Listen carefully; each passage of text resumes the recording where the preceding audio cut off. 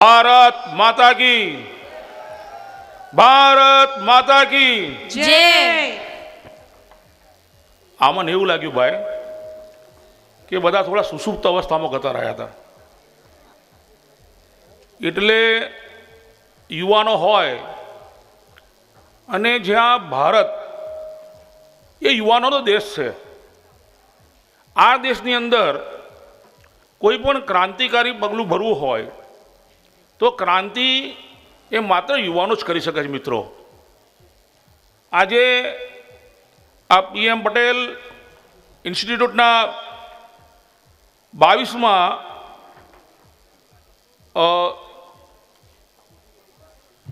વાર્ષિકોત્સવ નિમિત્તે આપણી વચ્ચે અમારા પથદર્શક અને ભારતીય જનતા પાર્ટીના આણંદના વરિષ્ઠ નેતા, અમારા વડીલ એવા, એમણે તો મોટાભાઈ કહીને સંબોધું છું, બિપિનભાઈ,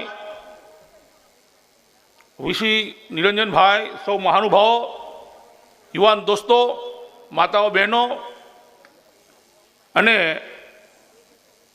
NCCના 13th બટાલિયન કેડેટના મારા દોસ્તો, મિત્રો, ઘણી બધી વાત આપણે કરી. સરદાર પટેલના સિદ્ધાંતોની વાત કરી, સરદાર પટેલ સાહેબે શું કર્યું, પરંતુ હું આપને કહેવા માગું છું કે તમે શું કરવા માગો છો.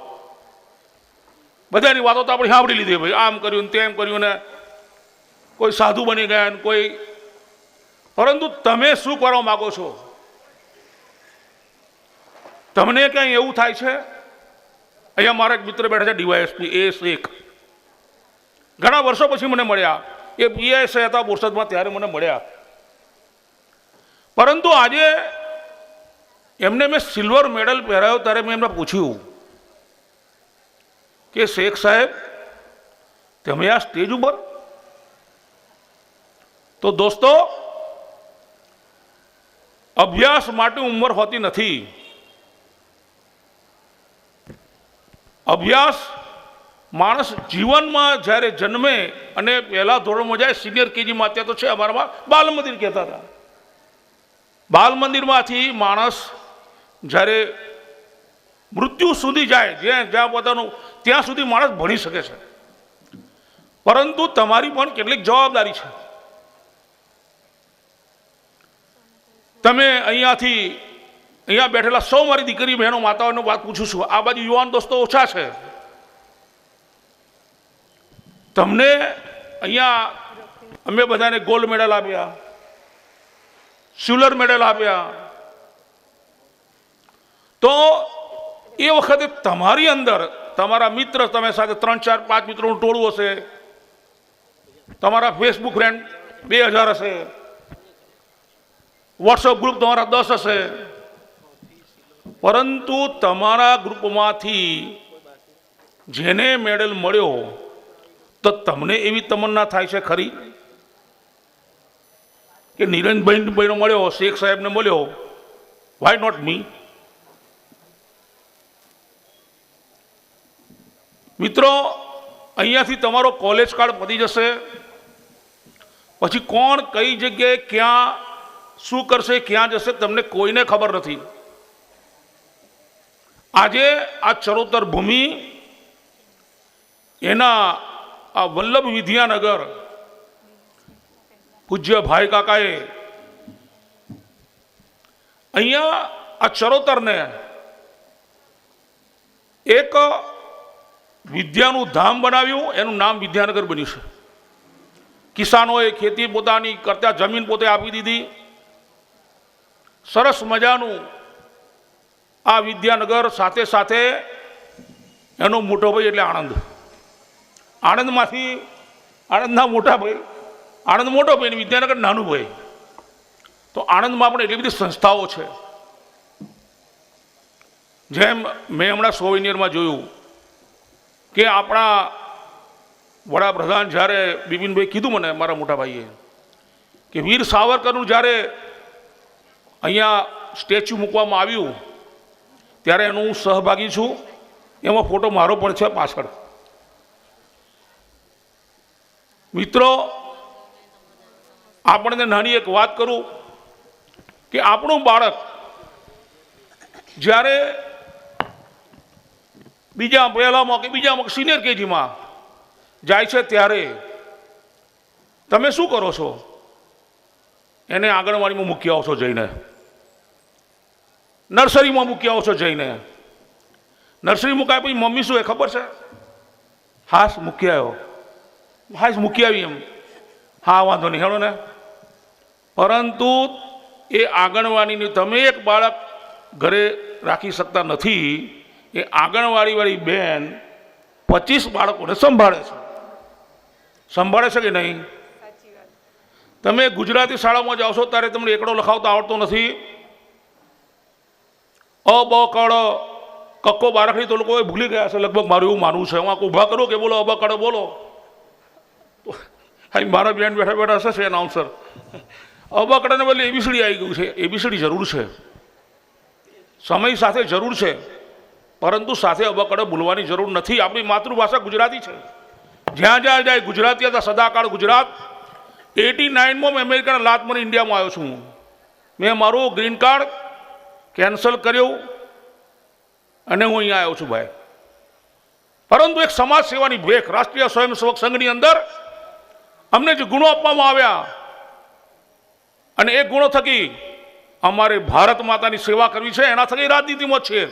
બિપિનભાઈ આપણા જ્યારે પણ તમે જોજો, માફ કરજો તમે, એમની પણ જ્યારે પણ પેપરમાં એડ હોય ગમે તે હોય એનું સોયનેર હોય તેમે ભારત માતાનો ફોટો અવશ્ય હોય છે. આ એમના સંસ્કાર છે, સંઘના સંસ્કાર છે. જ્યારે પોતે ડીએન હાઈસ્કૂલમાં પોતે એ હતા ત્યારે અમે ત્યાં આગળ પ્રાથમિક વર્ગ ત્યાં રાખતા હતા. આજે બહુ ઝાઝી વાત નથી કરી મિત્રો દોસ્તો. અત્યારે આપણે જુઓ તમને ભવનના નામ જુઓ, એ એબીસી નતા રાખી શકતા? કેમ આવા ભવનના નામ રાખ્યા? એમાંથી તમને પ્રેરણા મળે. બે વસ્તુ છે, મંદિરમાં જાઓ એનો ઘંટારવ થાય અને ક્લબમાં જાઓ અને મ્યુઝિક વાગે. આટલો ડિફરન્સ છે ભાઈ. બંનેમાં તમને તાન ચડે. મંદિરના ઢોલક વાગે તો તાન ચડે 100%. એક મંડળી બેઠી હોય ઢોલક વાગતું હોય તો લોકોને તાન ચડી જાય. અને ક્લબમાં જાઓ ત્યાં પણ તાન ચડે. તાનના અલગ અલગ અલગ અલગ પ્રકાર છે ભાઈ. તમને કયો તાન પસંદ છે? It is up to you. પરંતુ મિત્રો, આ યુવાનીની લહેર એક એવી છે કે તમે આ તમારું જીવન, હું આપને એક વિનંતી કરું છું સાથે સાથે, આ આપણું આણંદ છે ને, આણંદ વિદ્યાનગર, એમાં તમાકુની, કેળની, પપૈયાની અને ચર ઉતર એટલે એક પાક ચડે ને બીજો પાક ઉતરે એવું આ આપણું ચરોતર છે.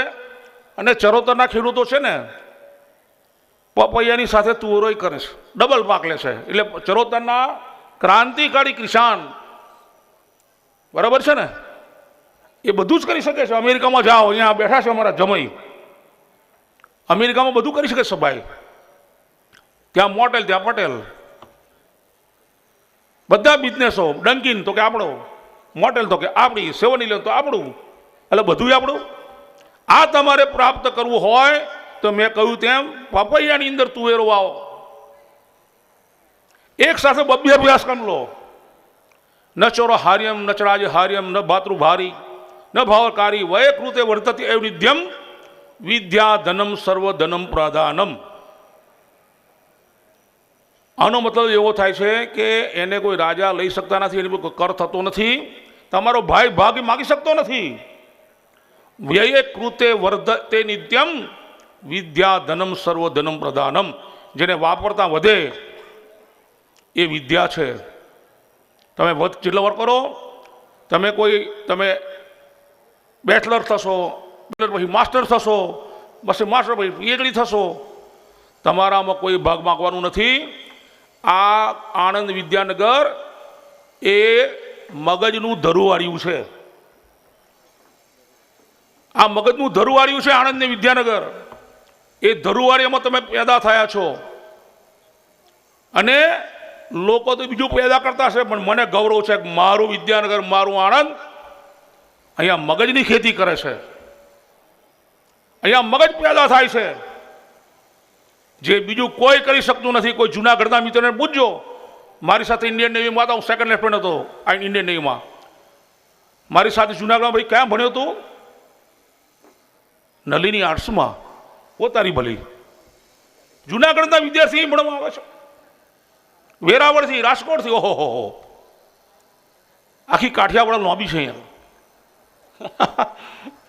ખોટું નથી કહેતો, સાચી વાત કહું છું. પરંતુ જેને અભ્યાસની ભૂખ છે ભાઈ, એના માટે કશું જ નથી. અભ્યાસ એ તમારા જીવનનો, તમે કોઈ પણ જગ્યાએ છો, તમારી પાસે ગમે એટલા રૂપિયા, ડોલર હશે, રૂપિયા હશે, એ ખાલી થઈ જશે. પરંતુ તમારી પાસે સર્ટિફિકેટ હશે, હું PM પટેલમાં PhD થયેલો છું, તો એ બધી જ જગ્યાએ ચાલશે. અને કોઈ દિવસ એ તમારે આ જીવન પર્યંત એ તમારી પાસે રહેશે. વધુ વાત નહીં કરતા, આપ સૌએ મને બોલાવ્યો. મારા વડીલ મિત્ર, મારા વડીલ બિપિનભાઈ, સૌ અહીંયા મહાનુભાવો બેઠા છે. આપ સૌ દોસ્તોને વિનંતી છે કે આપ અહીંયાથી જ્યારે જાઓ ત્યારે એટલી મારી વિનંતી, રોડ એન્ડ બિલ્ડિંગ કમિટીનો ચેરમેન છું એટલે આપને વાત કરું છું કે તમારું વાહન રોંગ સાઈડમાં ચલાવશો નહીં. ટ્રાફિકના નિયમનું પાલન કરજો, નહીં તો પછી પોલીસ છે એ પોલીસનું કામ કરે ભાઈ, મેં આપવા આપે એટલે પછી અમને ફોન કરશો નહીં. શેખ સાહેબ રાઈટ. એટલે આપ સૌને વિનંતી, વાહન ગતિની મર્યાદામાં ચલાવો. બમ્પ તો આણંદમાં ખૂબ મૂકેલા છે, એટલે બમ્પ ઉપર જરા વાહન ધીમું કરો. અમને લોકો એમ કે રોડ બનાવો રાજુભાઈ, અમે રોડ બનાવીએ એટલે પછી આવી જાય બમ્પ બનાવો. અલા ભાઈ, રોડ ના હોય તો બમ્પ. હવે કરવું શું ભાઈ? આ બધું યુવાનોને શીખવાનું જ ભાઈ. આમ ગલી ગલીમાં બેસો નહીં મારી કરીને. એ તો આણંદમાં ઓર્થોપેડિક હોસ્પિટલ પણ બહુ છે. અમારા આણંદમાં ઓર્થોપેડિક હોસ્પિટલ પણ બહુ છે, પરંતુ શરીરના ઓરિજિનલ પાર્ટ કોઈ જગ્યાએ મળતા નથી. હાડકું ભાગી ગયું એટલે પછી સમજી લેવાનું કે જ્યારે જ્યારે વાદળ આવશે ત્યારે તમને યાદ આવશે કે જયંતસિંહે કહ્યું હતું કે વાહન ધીમા ચલાવો. સૌને મારા જય માતાજી, જય માતાજી.